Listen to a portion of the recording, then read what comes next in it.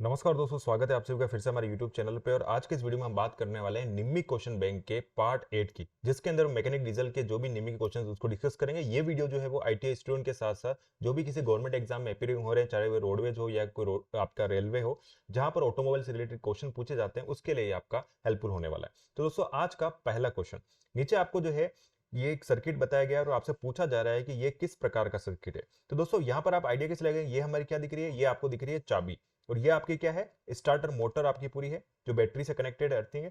तो ये आपका क्या है, ये हमारा है स्टार्टिंग सर्किट, मतलब आपकी गाड़ी को स्टार्ट करने का जो सर्किट है वो आपका यहाँ पर राइट आंसर है। मतलब इस गाड़ी को स्टार्ट करने का पूरा सर्किट जो है इलेक्ट्रिकल सर्किट बनाया गया। नेक्स्ट क्वेश्चन, 222वां क्वेश्चन है, which one is connected in the circuit between battery and starter motor. Battery और स्टार्टर मोटर के बीच के सर्किट में क्या चीज कनेक्टेड होती है? तो दोस्तों, वो कनेक्टेड होती है आपका सोलेनोइड स्विच। जो सोलेनोइड स्विच होता है वो आपका एक बैटरी और स्टार्टिंग मोटर के बीच में कनेक्टेड होता है। 223, सेम आपका फिर से जो सर्किट था वो सर्किट आपका यहाँ पर बताया गया जो हमारा पहले क्वेश्चन में था, और यहाँ पर अब एक्स को मार्क करके पूछा गया है कि ये वाला पार्ट आपका कौन सा है। तो दोस्तों, मैं आपको बता दूं कि ये वाला पार्ट कौन सा है, ये है आपका प्लंजर। स्टार्टर मोटर का प्लंजर जो है वो आपका यहां पर दिया गया है, तो इसका ऑप्शन रहेगा राइट सी, प्लंजर। ठीक है।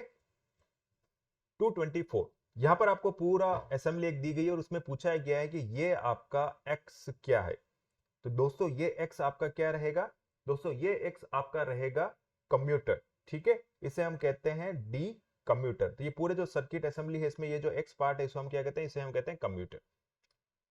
फिर 225 क्वेश्चन है, where the carbon brushes are contact in a starting motor. एक स्टार्टर मोटर के अंदर जो कार्बन बुश लगे होते हैं वो आपके कहाँ कॉन्टेक्ट में होते हैं, कहां से संपर्क करते हैं? तो वो कहां से संपर्क करते हैं, वो आपके संपर्क करते हैं कम्यूटर डी से। ठीक है। तो जो इससे पहले वाला क्वेश्चन था इसमें ये पूरी असेंबली किसकी थी? ये पूरी असेंबली थी आपकी स्टार्टर मोटर की। स्टार्टर मोटर के अंदर जो आपकी कम्यूटर, इसी के अंदर आपकी क्या होती है, इसी के अंदर हमारे जो कार्बन बुसेस हैं वो आपकी कनेक्ट रहती है। 226, which part is produce electricity in A vehicle. वाहन में किस भाग से बिजली का उत्पादन होता है? तो आप सभी को पता है कि वाहन में हमारे किसके द्वारा होता है, हमारा वाहन में आपका बिजली का उत्पादन होता है आपका अल्टरनेटर के द्वारा। ये आपका दिख रहा है, ये अल्टरनेटर जो है इसके द्वारा क्या होता है, आपके वाहन में इलेक्ट्रिसिटी का उत्पादन होता है, जिससे हमारी बैटरी जो है चार्ज रहती है। उसके अलावा जो भी हमारे सर्किट है उसके अंदर जो भी हमारे इलेक्ट्रिक अप्लायंसेस है उनको चलाने के लिए। और ये जो देख रहे हैं ये पुली है, इसके द्वारा जो बेल्ट से हमारा इंजन से ये ड्राइव लेता है और बेल्ट से ये आपका ड्राइव लेता है। ठीक है। तो आगे क्वेश्चन आ सकता है कि आपका बेल्ट द्वारा लेता है किसके द्वारा, तो बेल्ट द्वारा ये ड्राइव लेता है। 227, यहां पर आपको जो सर्किट दिया गया है, ये सर्किट पूछ रहा है कि ये सर्किट कौन सा है। तो दोस्तों, यहाँ पर आप देखें पूरा सर्किट आपको, यहाँ पे बैटरी दिख रही है, स्टार्टर मोटर दिख रहा है, ये पूरा सिस्टम है। यहाँ से फिर से ये कंट्रोल बना है। तो ये दोस्तों आपको ध्यान रखना, ये हमारा किसका है, ये है चार्जिंग सर्किट का। आप इंजन को स्टार्ट होने के बाद जो अल्टरनेटर के माध्यम से फिर से हमारी बैटरी को जो चार्ज करते हैं वो पूरा सर्किट आपका दिया गया, तो ये चार्जिंग सर्किट कहलाता है। ठीक है, ध्यान रहेगा आपको, ये चार्जिंग सर्किट है। 228, which is the rotating part of an alternator. एक अल्टरनेटर का घूर्णन हिस्सा कौन सा, मतलब कौन सा पार्ट है जो एक अल्टरनेटर के अंदर आपका रोटर मतलब रोटेशन करता रहता है? तो सिंपल आपको पता है, यहाँ पर आप देखें इसके अंदर कौन सी चीज है, तो ये रोटर असेंबली जो होती है उसके अंदर जो रोटर वाइंडिंग है वो इसके ऊपर वाइंडिंग होती है। तो रोटर वाइंडिंग जो है वो हमारी क्या होती है, एक आपकी रोटरी पार्ट होता है जो आपका क्या होता है, घूमता रहता है। एक चीज है स्टेटर जो आपका फिक्स रहती है, ये रोटर क्या रहती है, ये आपके रोटेशन करती थी, इसका नाम क्या है, रोटर वाइंडिंग। ठीक है, 228 का ये आपका हो गया। 229, which part is used to allow current in only one direction alternator। Alternator के अंदर कौन सी चीज जो है वो आपकी करंट को सिर्फ एक ही दिशा में डायरेक्शन देती है? तो दोस्तों, इसका आंसर रहेगा आपका डायोड। ये जो आपको दिख रहा है स्क्रीन पर, ये हमारा डायोड। ये डायोड में आपको ये जो डायरेक्शन दिख रहा है, ये वाला जो आइकन, मतलब आपका जो करंट है वो आपके इस डायरेक्शन में चला जाएगा, इस डायरेक्शन में आपको अलाउ करेगा, बट यहां से अगर आपका रिटर्न आ रहा है तो वो आपको अलाउ नहीं करेगा। तो इस चीज को हम क्या कहते हैं, डायोड जो है। तो डायोड का आपको उपयोग जो है वो किया जाता है। इसका राइट आंसर रहेगा D, diode. 230 question, which one produce AC supply. Alternating current supply कौन बनाता है? चारों ऑप्शन है, dynamo, alternator, self start, transformer. तो यहाँ पर देखो दो ऑप्शन तो आपके अलग है, इन दोनों में से आपको चूज करना है। तो अल्टरनेटर जो रहता है वो हमारा क्या रहता है, एसी सप्लाई जो है वो आपका प्रोड्यूस करता है। ध्यान रहेगा आपको कि एसी के लिए आपका अल्टरनेटर है। 231, कौन सा आपका डीसी सप्लाई करता है?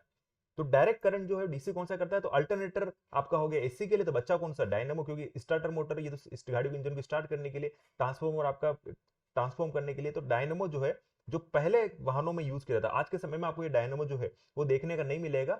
आज के समय में आपको सिंपल क्या देखने को मिलेगा, अल्टरनेटर जो देखने मिलेगा। कारण कि ये काफी भारी होता था, इंजन पे काफी लोड लेता था, उतनी स्पीड से नहीं चलता था कि हमें जो जितनी सप्लाई है उतनी आपके करंट की सप्लाई दे पाए, तो इसलिए हमने क्या किया, इसको रिप्लेस करके क्या यूज करने लगे हम, इसके जगह अल्टरनेटर जो है, ये आपको जो अल्टरनेटर है वो हम यूज करने लगे। ठीक है, तो डीसी सप्लाई करता है आपका डायनेमो और एसी सप्लाई करता है अल्टरनेटर। आज के समय में आपको हर गाड़ियों में कौन सा देखने को मिलेगा, अल्टरनेटर ही देखने को मिलेगा।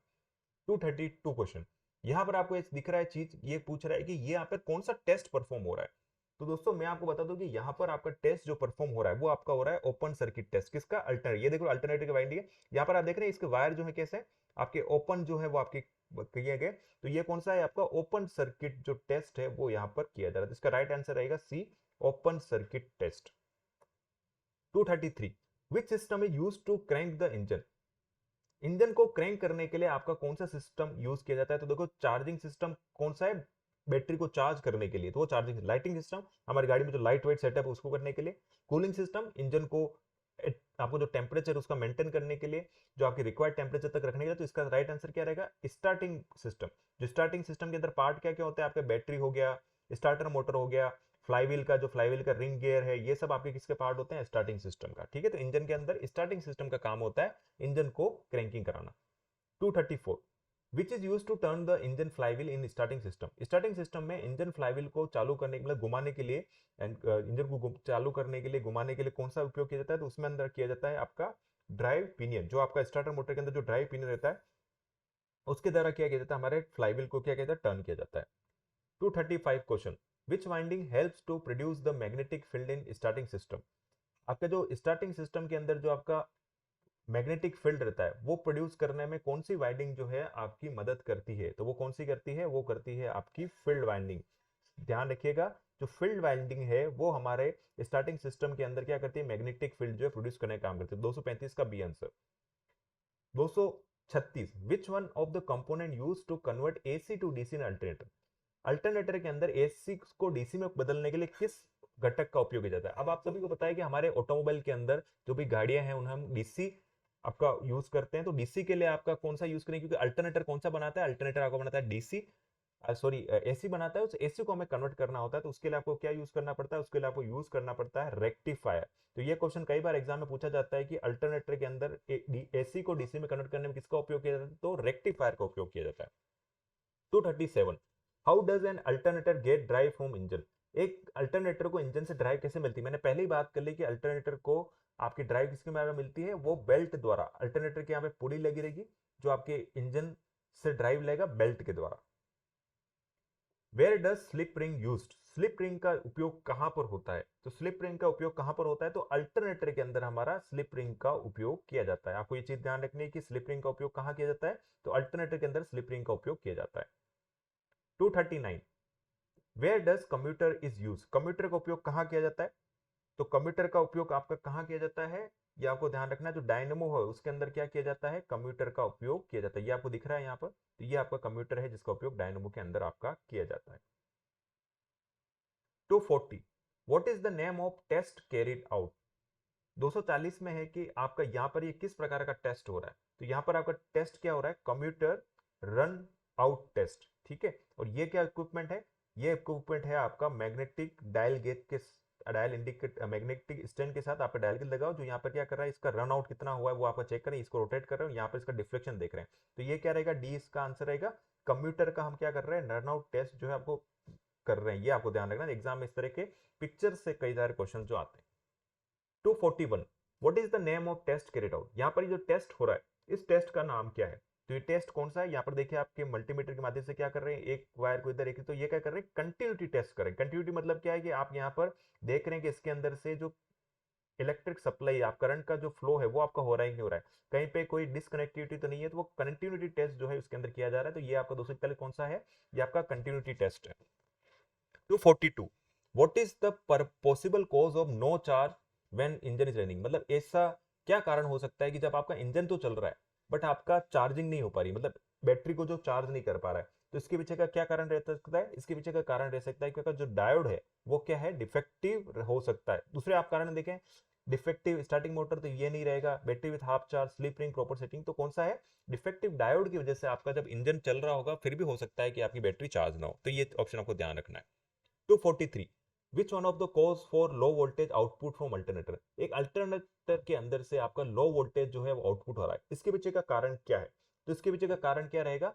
Loose connection. हो सकता है कि आपके कनेक्शन जो है वो आपके इंजन के अंदर लूज हो, जिसकी वजह से जो अल्टरनेटर से जो वोल्टेज है वो आपका आउटपुट जो उसका लो आ रहा है। ठीक है, 243 का ए।